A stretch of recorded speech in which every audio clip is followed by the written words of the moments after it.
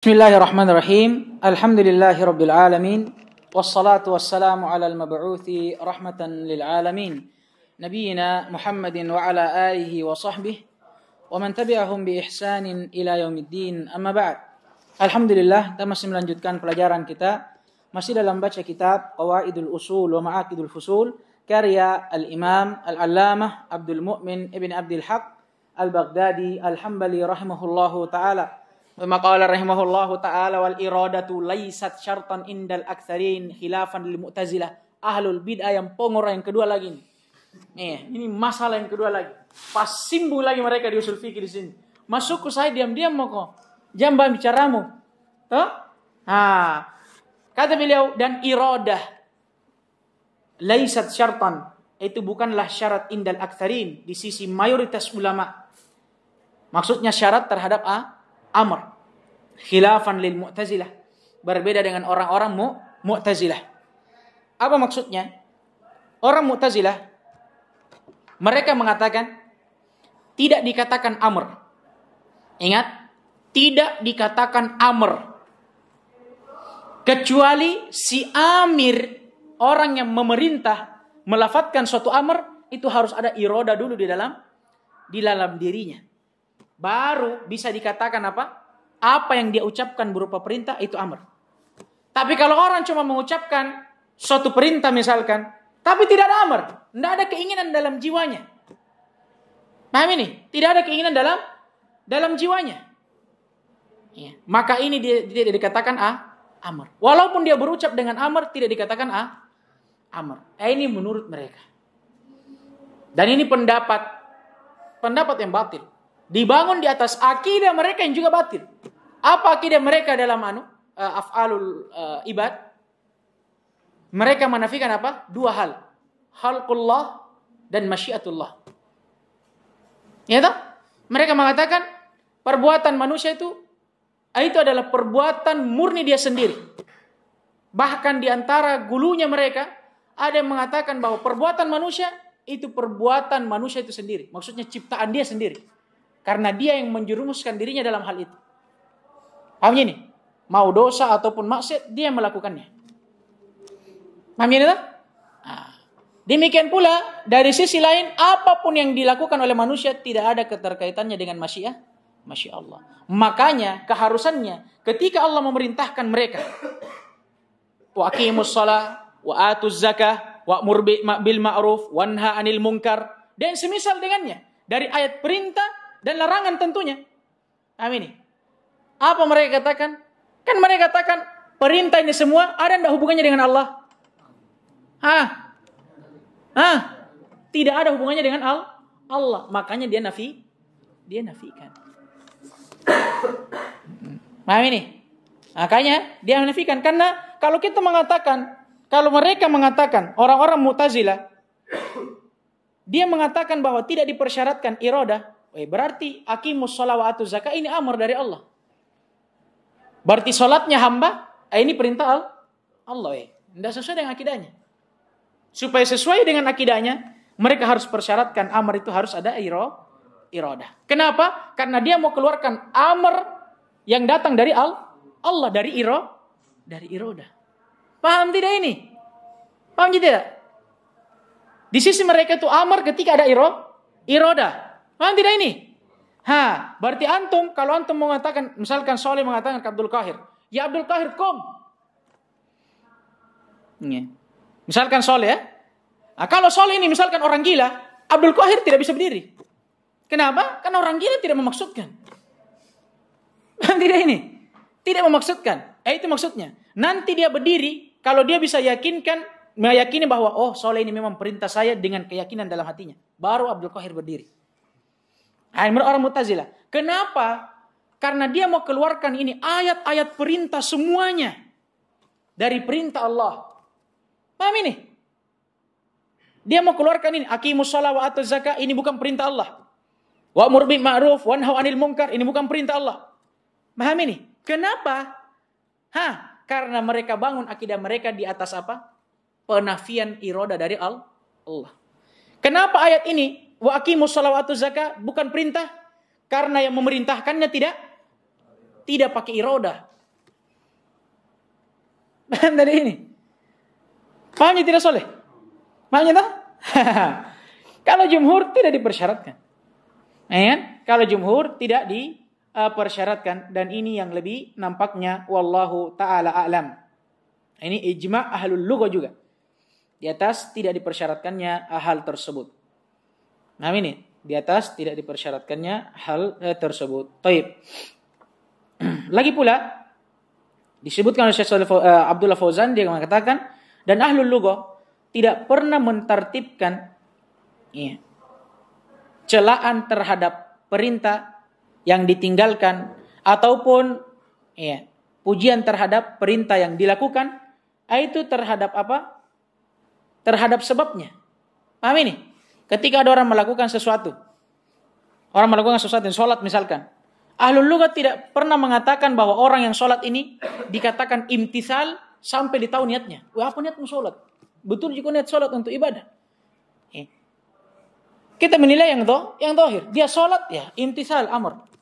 Dan juga orang yang meninggalkan sholat misalkan, ya secara zahir kita hukumi apa? Ya dia meninggalkan perintah. Tidak perlu kita tanya apa segala macam. Ini menurut ahlul lughah, kesepakatan mereka. Kemudian disebutkan bagaimana lantas mereka yang berhujjah bahwa mengeluarkan perkataan orang yang gila atau orang, paham ini? Disebutkan oleh pendapat yang mengatakan pendapat jumhur, mereka mengatakan kan ada qarina. Kan ada qarina. Kan orang Mu'tazilah kenapa dia haruskan persyaratkan iroda untuk mengeluarkan perintah orang gila. Paham ini tak? Tapi kan kenapa kita harus nafikan iroda? Padahal bisa kita lihat qarina. Paham tidak ini? Iya tuh. Masa antum mau diperintah sama orang gila, saudara? Anjir itu? Taib.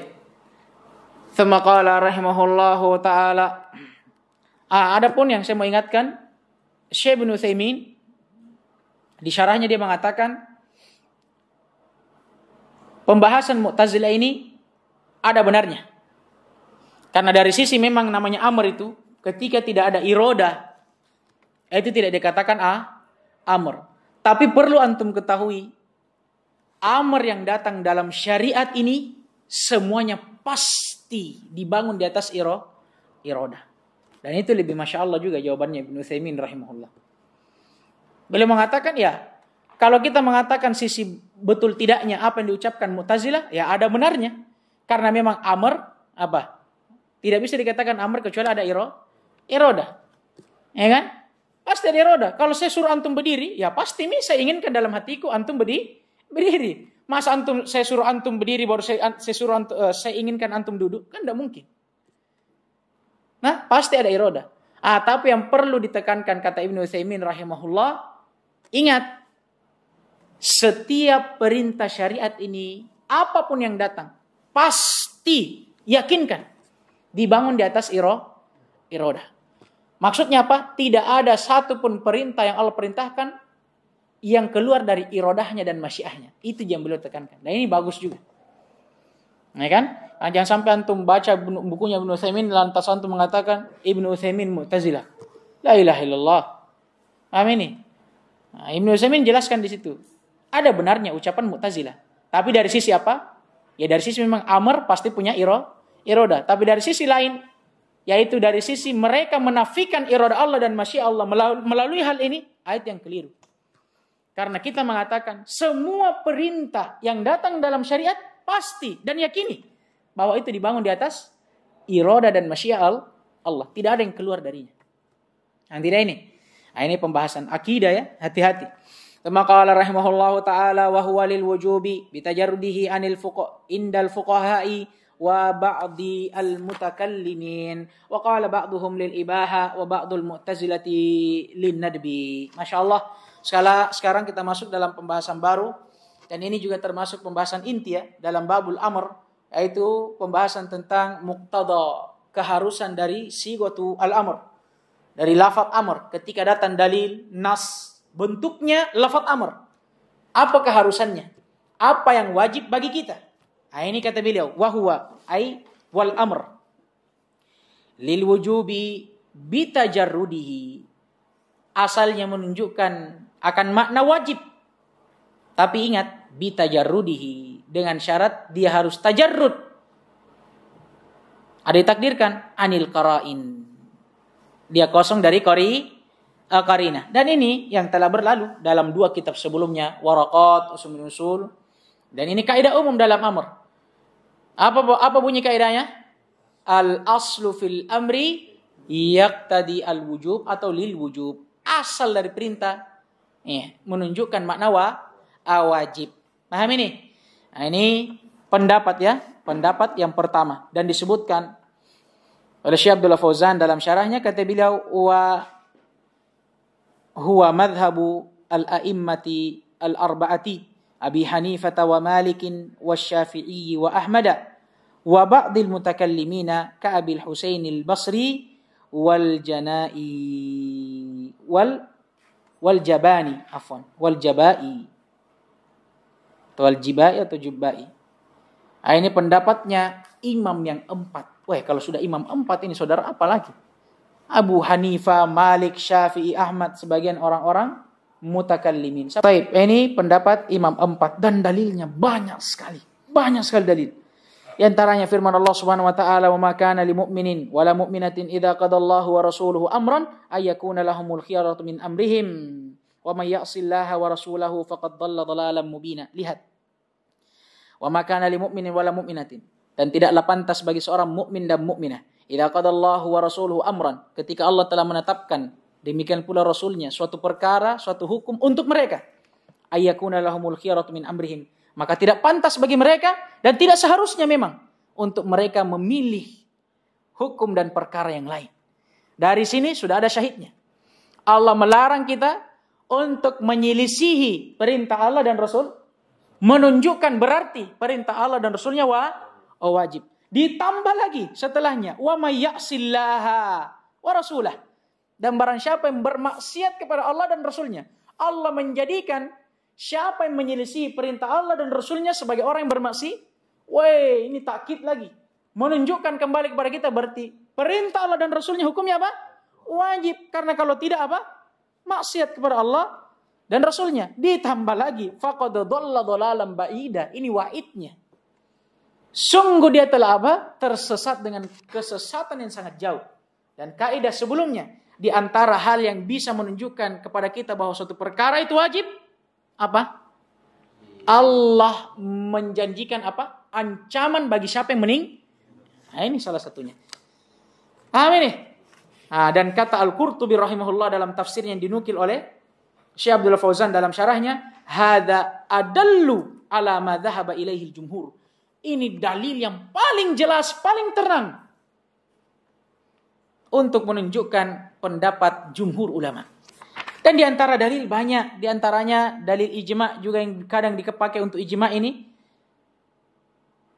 Bukan. Afwan. Di antara dalilnya firman Allah Subhanahu wa taala, "Falyahdharil ladzina yukhalifuna an amrihi ayyusibahum antusibahum fitnah aw yusibahum adzabun alim."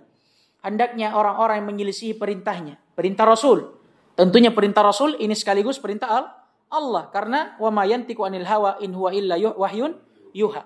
Siapa yang menyelisihi perintah Rasulnya, ya sekaligus perintah Allah berarti. Maka kata Allah, falyahdar, hati-hati, karena jangan sampai tusibahum fitnah, akan ditimpakan fitnah kepada mereka. Disebutkan oleh para ulama tafsir, fitnah az-zaik, keterlencengan, ketergelinciran, kesesatan.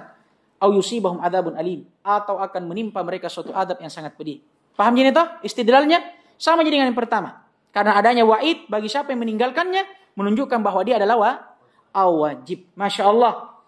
Dan banyak lagi, ya kan? Di antaranya kesepakatan ahlul lughah, ahli bahasa. Mereka mengatakan kalau ada amr, maka keharusannya yang paling utama dan itu hukum asalnya adalah wajib. Nah, ini pendapat yang pertama, pendapat jumhur. Dan ada yang menyelisihinya, di antaranya sebahagian dari ulama yang mengatakan bahwa itu lil ibahah. Bahwa itu lil ibahah. Dalilnya ada, tapi lemah. Apa dalil mereka? Mereka mengatakan karena amr ini kan kedudukannya ihtimal antara wajib dengan sunnah. Maka dia bilang, daripada kita beramal dengan ihtimal, lebih bagus kita ambil jalur tengahnya, yang lebih selamat. Kita katakan mubah. Itu. Kan kalau haram dengan makruh kan tidak mungkin. Namanya amr. Tidak mungkin haram dan makruh. Hanya saja kalau kita mau mengatakan wajib atau mubah, ini kan masih ihtimal. Masih kemungkinan. Ya ambil jalan tengah saja. Ibah. Tapi kan ini lemah sekali, saudara. Apa yang kita mau jawab terhadap dalil-dalil yang tadi yang telah berlalu di sisi jumhur. Kemudian ada juga yang mengatakan amr itu untuk nadab atau bermakna sunnah. Nah ini. Dan ini pendapat sebagian dari orang-orang Mu'tazilah. Dan dinukil oleh As-Sarkhasi. Ini dari orang-orang atau sebagian orang-orang Malikiyah. Ya dalil mereka juga ada. Tapi ya lemah juga. Menurut mereka karena sigo if'al atau fi'il amr. Ini mengharuskan talabul fi'li. Ya. Mengharuskan talabul fi'li. Permintaan untuk melakukan sesuatu. Dan menurut mereka adna darajati talab ad-nadab. Kalau kita mau ambil tingkatan paling minimalnya dari talab itu kan nadab. Mirip dengan mengatakan mubah. Tapi mubah diambil jalan tengah keluar dari dua kemungkinan. Kalau yang menganggap ini nadab diambil salah satu kemungkinan yang paling berhati-hatinya. Maksudnya daripada kita keluar dari keharusan dari perintah kan cuma ada dua. Kalau bukan wajib sunnah. Daripada kita keluar mengatakan itu mubah, kita ambil salah satunya saja. Tapi yang paling mendekatinya. Apa yang paling mendekati di sisi mereka? Nadab. Tapi semuanya lemah. Karena dalil-dalil yang telah berlalu sudah jelas. Naktafi bihadzal qadr subhanakallahumma bihamdika asyhadu an la ilaha illa anta astaghfiruka wa atubu ilaik. Waffaqallahu al-jami' lima yuhibbu wa yarda wa yu'tina al-afiyata was salamah. Innahu waliyyu dzalika wal qadru alaih. Walhamdulillahirabbil alamin.